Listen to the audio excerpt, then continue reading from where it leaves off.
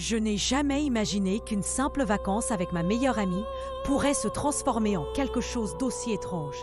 Quelque chose que je ne peux toujours pas pleinement expliquer. Je m'appelle Clara, j'ai 25 ans et ma meilleure amie Lucia et moi avons décidé de quitter l'Espagne pendant quelques semaines en voyageant à travers l'Amérique latine. Nous voulions explorer sans un programme strict, juste nous réveiller, décider où aller ensuite et voir où la route nous mènerait. Nous avons loué une petite voiture et tout semblait facile au début. De petits hôtels nous accueillaient à bras ouverts. Les gens étaient incroyablement gentils et serviables. Nous nous sentions en paix, découvrant des endroits où l'on pouvait encore parler aux étrangers et leur faire confiance. Lucia et moi nous connaissions depuis l'université. Notre amitié avait été forte à travers tout. Donc ce voyage semblait être la manière parfaite de se ressourcer après quelques mois de travail stressant. Rien dans le voyage ne laissait présager que cela allait changer. Tout s'est bien passé jusqu'à un après-midi où notre chance a changé. Nous roulions sur une route poussiéreuse, en discutant de nos plans pour le lendemain, quand soudain, la voiture a fait un drôle de bruit et a chaviré sur le côté. Nous sommes arrêtés et avons réalisé avec un sentiment de défaite. Un pneu était crevé. Mon cœur a dégringolé en vérifiant le coffre. Pas de roue de secours. Nous l'avions clairement oublié lors de la remise de la voiture. La panique a commencé à s'installer, mais nous sommes restés calmes, essayant de trouver une solution. Heureusement, un petit village se trouvait à quelques kilomètres, alors nous y sommes allés lentement en espérant trouver une solution. À notre arrivée, nous avons été accueillis par des sourires et des accueils chaleureux, malgré notre détresse évidente. Ils nous ont dirigés vers un mécanicien local qui s'est montré plus qu'utile. Fidèle à sa parole, il a changé le pneu rapidement et joyeusement, même si le soleil commençait déjà à se coucher et qu'il était tard. Nous savions que nous n'aurions pas le temps de poursuivre la route ce soir-là. En discutant avec des habitants du village en attendant, la conversation a tourné vers les endroits où loger. Une femme gentille, qui semblait connaître tout le monde, nous a proposé l'usage d'une petite maison qu'elle prêtait habituellement à des amis quand des invités supplémentaires arrivaient. Elle nous a même invités à dîner chez elle, disant que sa cuisine était à ne pas manquer. Épuisée et reconnaissante, nous avons accepté avec plaisir.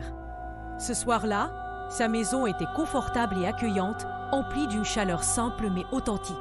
La nourriture était délicieuse, des ragoûts riches, du pain frais et des fruits que je n'avais jamais goûtés auparavant. Pendant que nous mangions, elle nous a versé une liqueur locale, couleur ambre avec un parfum fort mais intrigant. Nous hésitions, ne sachant pas si nous devions en boire puisque nous avions une longue journée devant nous. Mais son hospitalité était irrésistible. Elle a commencé à nous raconter des histoires et des légendes que les anciens du village transmettaient depuis des générations, parlant avec un calme sérieux qui rendait la pièce plus lourde, même si nous étions si fatigués que nous y prêtions à peine attention. Après le dîner, nous sommes allés à la petite maison que nous avions louée pour la nuit, clé en main, rassurés par la perspective du repos. Mais dès que nous avons mis le pied à l'intérieur, quelque chose semblait étrange. Un bruit léger, presque un froissement, résonnait dans les murs. Au début, nous avons essayé de l'ignorer, pensant que cela pouvait être le vent ou un animal nocturne. Mais quand les sons se sont multipliés, venant de différents coins et du plafond, nous avons hésité. J'ai attrapé un balai appuyé dans un coin, au cas où, pendant que Lucien scrutait la pièce sombre avec de grands yeux. Nous avons pensé que c'était peut-être une souris, peut-être un rat, mais ces bruits paraissaient trop gros, trop proches et d'une certaine manière, trop délibérés. Au fur et à mesure que les bruits se répandaient comme des chuchotements qui se poursuivaient à travers la maison, nos nerfs se sont effilochés, jusqu'à ce que la panique commence à s'installer. Nous avons instinctivement reculé vers la porte d'entrée, désespérés de fuir ce qui faisait ces terribles bruits. Soudain, quelque chose a bougé rapidement vers nous depuis la porte ouverte, un flou qui a filé trop vite pour que nous puissions le saisir au début. J'ai balancé le balai de toutes mes forces, portant un coup solide à une forme étrange qui a trébuché dehors. La silhouette a disparu dans l'ombre avant que nous puissions bien l'examiner, ne laissant derrière elle que l'écho de nos cœurs battants. Nous sommes restés sur le qui-vive, mais avons fini par nous endormir, nous disant que c'était probablement juste un gros rongeur effrayé. Les animaux sauvages s'approchent parfois des maisons dans ces endroits ruraux, après tout. Au matin, la lumière du soleil a chassé la peur de la nuit, et nous étions prêtes à partir. Le reste du voyage s'est déroulé paisiblement. Aucun bruit étrange ni ombre ne nous ont suivis.